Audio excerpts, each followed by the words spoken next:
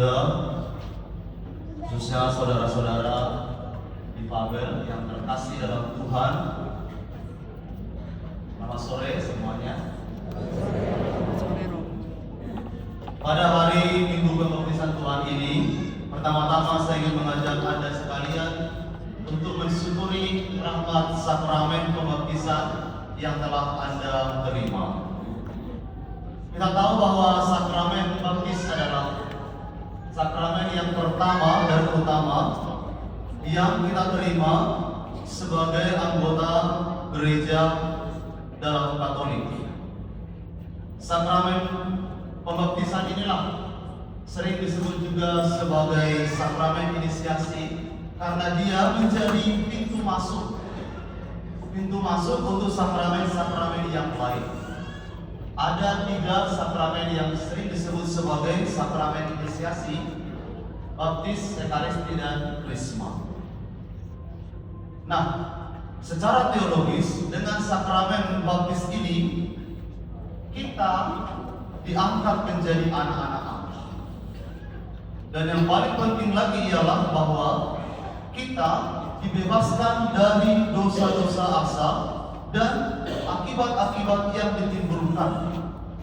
Dengan demikian kita boleh menjadi ahli waris Allah Bapa dalam hidup yang kekal.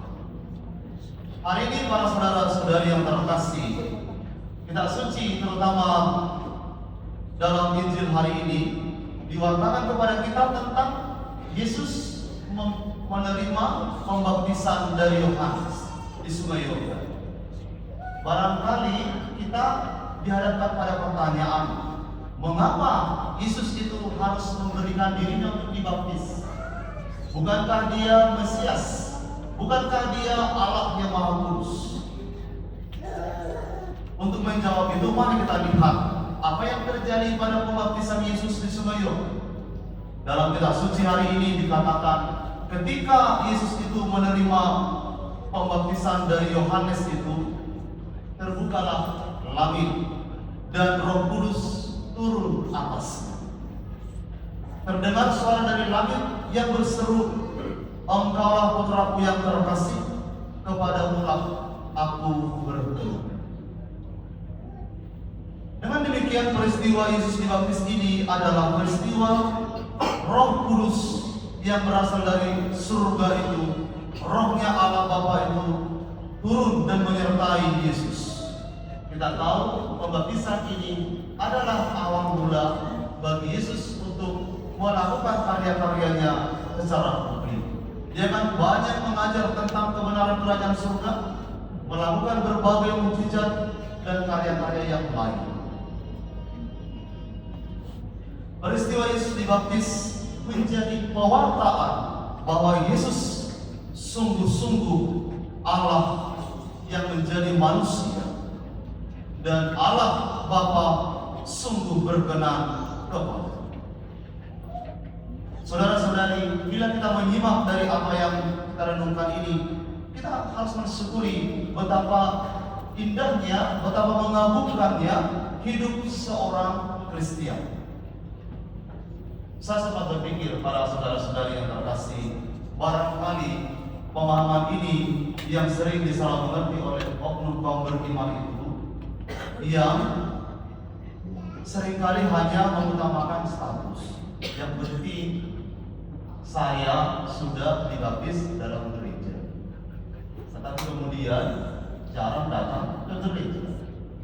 Karena yang penting bagi dia mungkin yang penting saya sudah menjadi anggota gereja, anak Allah, sudah menjadi ahli waris. Karena yang dibutuhkan bagi dia adalah statusnya, bukan nilai-nilai dari sakramen baptis itu, bukan penghayatan dari sakramen baptis itu. Saudara-saudari, kita tidak cukup hanya dibaptis, kita harus juga hidup sebagai orang-orang yang sudah dibaptis. Sebagai ilustrasi sederhana barangkali, saya adalah anak dalam keluarga. Tetapi bila saya tidak pernah pulang ke rumah, saya tidak pernah berinteraksi dengan keluarga saya di rumah, Saya tidak pernah memberi informasi, tidak pernah menyapa, tidak pernah memberi kabar. Mungkin juga keluarga itu menjadi hilang. Mungkin keluarga saya bisa mengabaikan saya. Mungkin juga bisa mereka tidak menganggap menjadi anggota keluarga.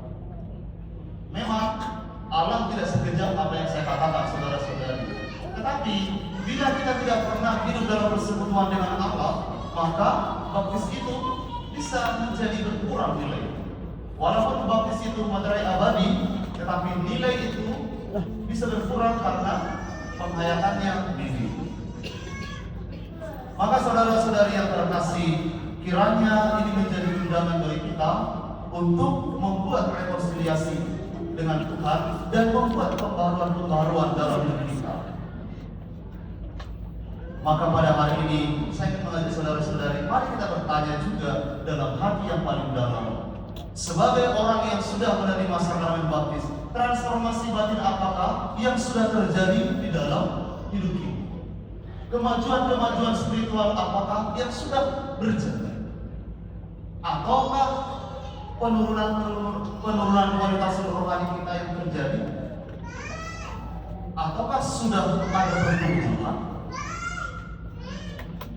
Biasanya saudara-saudari, bila kita merayakan sakramen baptis, baik pada malam Paskah maupun pada hari raya Paskah, kita selalu menyatakan niat kita dengan menjawab pertanyaan-pertanyaan yang diberikan oleh imam kepada kita untuk kita jawab.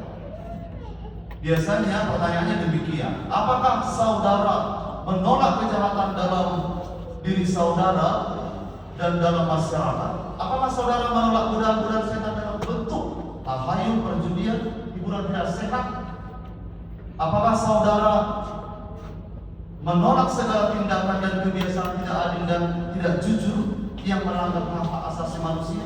Dan masih bisa dikembangkan dengan banyak pertanyaan yang lain. Biasanya kita menjawab dengan saya menolak. Beranikah Anda? Saya berani. Dan imam senang mendengar jawaban umat demikian, ya kan? Senang bahwa kita, itulah komitmen awal kita, bahwa kita ingin hidup sebagai orang yang sungguh-sungguh mengenalkan Kristus. Kita mau berkomitmen untuk tidak lagi hidup sebagai orang yang belum mengenal Kristus. Tetapi pada kenyataannya kita juga menyadari kita tidak selalu selantang, seberani ketika kita menyatakan janji kita itu dalam menghayati janji-janji pembaptisan. Kita rapuh, kita bisa jatuh. Bila jatuh dan menyadarinya, syukur lalu kita memperkuatkan diri kita. Tapi bila jatuh lalu merasa kerasa di dalamnya, mungkin menjadi panjang berulang. Saudara-saudariku yang terkasih, terutama kaum muda yang terkasih dalam Tuhan, mari kita sadari sungguh-sungguh bahwa kita dipanggil bukan untuk hidup di dalam dosa. Kita dipanggil untuk hidup di dalam kekudusan. Memang perjalanan di dunia ini masih jauh ke depan. Memang kita tidak tahu apa yang terjadi di hari yang akan datang. Tetapi yang penting bagi kita ialah kita telah dilahirkan kembali dalam Kristus lewat pembaptisan. Maka mari kita bersama-sama berjuang bersama supaya kita ini boleh hidup semata-mata untuk Kristus. Kita bukan hidup semata-mata untuk daging, tapi kita semata-mata hidup untuk roh.